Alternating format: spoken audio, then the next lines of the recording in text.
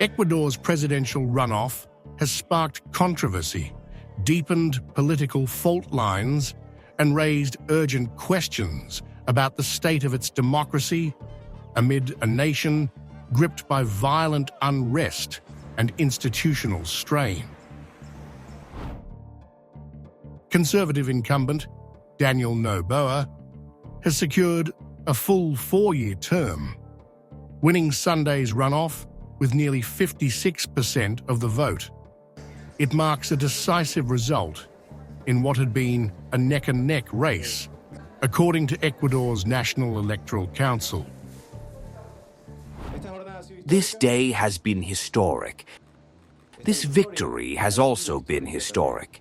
A victory of more than 10 points, a victory of more than 1 million votes, where there is no doubt who is the winner, and that has been based on the perseverance, struggle, and work of each of the members of this team that seeks this new Ecuador.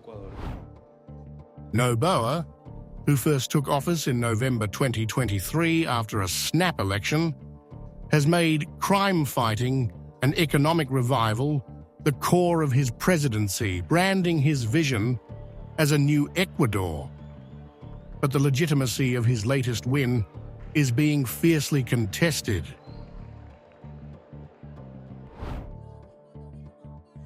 Leftist challenger Luisa González has rejected the outcome, alleging fraud without providing evidence. "We are facing the worst and most grotesque electoral fraud in Ecuador's history," she declared, demanding a full recount.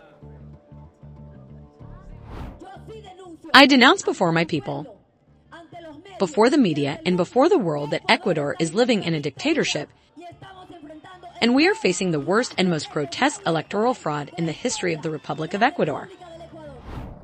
Just days before the vote, Noboa declared a state of emergency in 7 provinces, deploying the military in response to gang violence. Critics argue the move may have suppressed turnout in González's strongholds, though no proof of voter obstruction has emerged.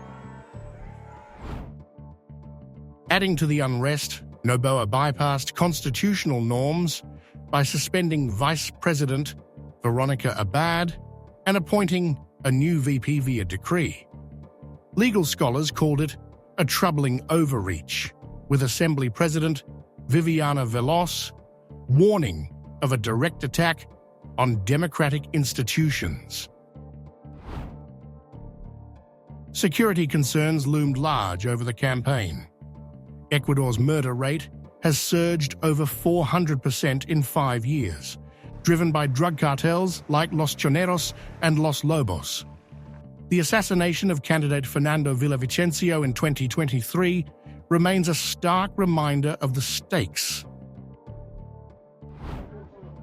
Noboa's militarized response, declaring an internal armed conflict, deploying troops and partnering with U.S. entities, including controversial security figure Eric Prince, has drawn both praise and concern. While homicides have dipped slightly under his rule, Ecuador remains Latin America's most violent country. The political divide also carries global implications. González's alliance with exiled former President Rafael Correa has fueled speculation of a pivot back to Russia-friendly foreign policy. Meanwhile, Noboa has leaned toward Washington, strengthening ties with the U.S. in anti-crime efforts. In recent years, cyber attacks on Ecuador's electoral systems were traced to Russia and China, though no disruption was confirmed in 2025. Still, geopolitical tensions shadow the country's internal crisis. As protests loom and appeals are filed, Ecuador finds itself at a crossroads, where democracy, security, and sovereignty are under pressure.